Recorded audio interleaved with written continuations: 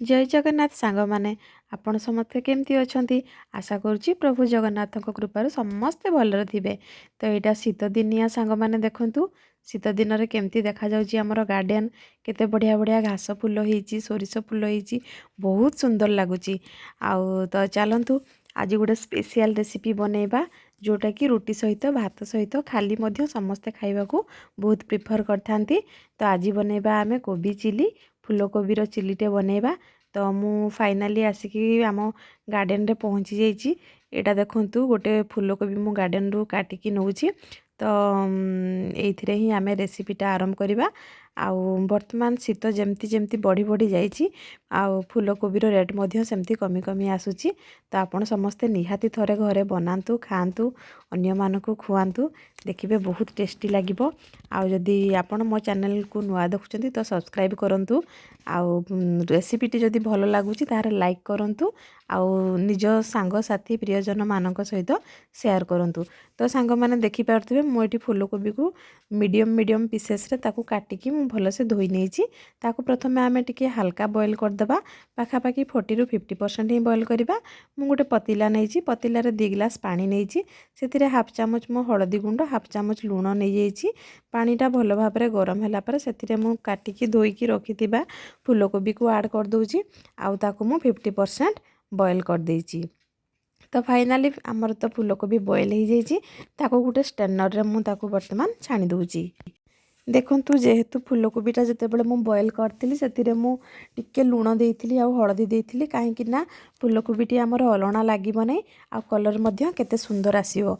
हळदीटी पूरा बढ़िया भाबरे फूलकोबी रे ऑब्जर्व हो जाइछि। एथिरे मु ऐड करछि देखंतु बेसन बेसन पाखा पाखी गोटे कप नेछि गोटे फूलकोबी पई। आउ एइटा होछि आमर जो पाढुओ देसी पाढुओ ताकू मु मिक्सी रे ब्लेंड कर देकी नेछि। एथिरे मु बिल्कुल कॉर्नफ्लोर कि चाउଳ को चूना ऐड करूनी क्रिस्पीनेस पई मु नेछि देसी पाढुओ जोटा कि देह पई बहुत भलो। एमती भी समस्ते खाइबा कथा पेट पई तो सी रामबाण। तो ता सहित मु नेछि अदा रसुण पेस्ट गोटे चामच लंका गुंड नेछि मु पाखा पाखी 2 चामच आउ एटा होछि गरम मसला गोटे चामच आउ टिके नाकु मु नेछि करी पाउडर टा ऑप्शनल अछि आपण नै परिबे न नै परिबे। विनेगार नेछि मु हाफ चामच एवं एटा मु नेछि पिंक सॉल्ट देखंतु आपण व्हाइट सॉल्ट भी नै परिबे। तो मु जेहेतु पिंक सॉल्ट यूज करे तेणु कि मु पिंक सॉल्ट नेछि हाफ स्पून आउ हल्का हल्का पानी देके आमे ताकू मिक्स करबा। जेहेतु एटा मु देसी पाढुओ यूज करिछि एथिरे ग्राइंडिंग करिकरी तेणु कि टिके पानी अधिक से टाणुची। तो ताकू मु अल्प अल्प पानी देके देखंतु बढ़िया भाबरे गोटे बैटर बनै देछि फूलकोबी गुडा को नेकरी। तो वर्तमान आमर फाइनाली रेडी हो जाइए फ्राए करबा। जदि आपनक पाखरे टाइम अछि तो आपण आधा घंटा रु 45 मिनिट ताकू रेस्ट करि परिबे ता द्वारा कोटिंग बहुत सुंदर आसी थाए। तो मु कड़ाई नै जाइछि कड़ाई गरम होला पर सेति मु रिफाइन तेल 250 ग्राम ताकू मु भल भाबरे देखंतु गरम कर नेछि आ गोटे गोटे की सबु जाक फूलकोबी को मु छाणी नेछि। एई परि भाबे छाणी नेबे गैस रो फ्लेम को आपण लो टू मीडियम रे ही रखिबे बिल्कुल हाई रखिबेनी नचेत आमर जो कोटटा को भल भाबरे कुडकुडा हे कि से फ्राई हेबो नै।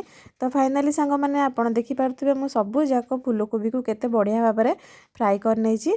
तो एबे आमे चिली बनेबा पई तार ग्रेवी बनेबा पई मु आ गोटे कड़ाई नै जाइछि। कड़ाई गरम होला पर सेथिरे मु 2 चामच तेल देइछि। एथिरे तेल जम्मारो बिल्कुल लागिबोनी ग्रेवी रे जेते हेई परिबो आपण सेते कम देई परिबे तेल आपण गोटे स्पून भी जदि तेल देबे तो भी काफी अछि। जेहेतु एटा आमे आगुरु थरे फ्राई करिछे आ सेथिरे जेहेतु पाढुओर आमे पाउडरटा मिसिछे तेणु कि तेल से बिल्कुल पीबोनी। तो फाइनाली तेलटा आमर गरम होला पर मु अदा रसुण कंचा लंका को छोट छोट काटिकी नै जाइछि। अदा नेछि 2 रु 3 इंच रसुण नेछि 10 रु 12 पाखुडा आ लंका नेछि 3 रु 4टी। लंकाटा आपण आपणक राग हिसाब रे नेबे जदि छोट पिला को दउचंती तो लंकार परिमाण को आपण कम बेसी करि परिबे। ता सहित मु नै जाइछि बड़ बड़ प्याज नै जाइछि मु गोटे प्याज नै जाइछि ताकू कोला कोला करी काटिकी मु छडै नेछि। सेथिरे आवश्यक अनुसार मु नै जाइछि सॉस रे मु नेछि tomato sauce 2 spoon chilli sauce 2 spoon आ सोया सॉस गोटे स्पून विनेगार मु नेछि हाफ स्पून। ये सब को भल भाबरे फ्राई करदेबा।